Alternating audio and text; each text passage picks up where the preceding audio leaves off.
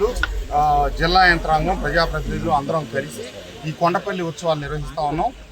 చారిత్రాత్మక ప్రదేశమైనటువంటి ఈ కొండపల్లి ఆనాటి రాజుల కళా వైభవానికి సాక్షిగా మిగిలినటువంటి కొండపల్లి బొమ్మలు, భారతదేశంలోనే ప్రఖ్యాతిగాంచిన ఈ కొండపల్లి బొమ్మలకి ఎప్పటికీ చిరస్థాయిగా నిలిచిపోయి ఉండేటట్టుగా దీన్ని ప్రజల్లోకి తీసుకెళ్ళడానికి, అందరి దృష్టిలోకి తీసుకెళ్ళడానికి ప్రయత్నం జరుగుతూ ఉంది.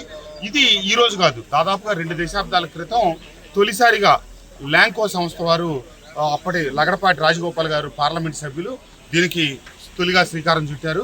దాన్ని అందిపుచ్చుకొని ముందుకెళ్తా ఇప్పుడు మన కలెక్టర్ గారి ఆధ్వర్యంలో దీన్ని మరింత ముందుకు తీసుకెళ్లి శాశ్వతంగా ఈ నిలబడాలి అని చెట్టుకున్నాం. అట్లాగే మన ప్రాంతంలో ఉన్నటువంటి ప్రఖ్యాత కేంద్రమైనటువంటి కొండపల్లి కిల్లా నిరాదరణకు గురైంది కొన్ని కారణాల వల్ల.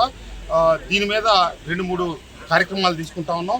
కొండపల్లి కిల్లాకి వెళ్ళే ప్రధానమైన రహదారి మన బూడిద చెరువు దారి కూడా అదే అవటం వల్ల పర్యాటకులు అక్కడికి వెళ్ళాలంటే తీవ్రమైన ఇబ్బందికర పరిస్థితుంది. దానికి ప్రత్యామ్నాయ దారి కూడా చూడాలని చెప్పి కలెక్టర్ గారు నిర్ణయించుకున్నాం. మేము త్వరలో అది కూడా చేస్తాం. ఏమైనా కొండపల్లి ఒకప్పుడు 2014 నుంచి 19 వరకు తెలుగుదేశం ప్రభుత్వ హయాంలో కోట్లు ఖర్చు పెట్టి లేజర్ షో దగ్గర నుంచి ఎంతో అభివృద్ధి చేశారు. మళ్ళా వైఎస్ఆర్ ప్రభుత్వం వచ్చిన తర్వాత అది ఏ రకంగా మరుగున పడిపోయిందో, కనీసం ఆ లేజర్ షోకి కావాల్సిన ప్రాథమిక సౌకర్యాలు కూడా కల్పించలేదు.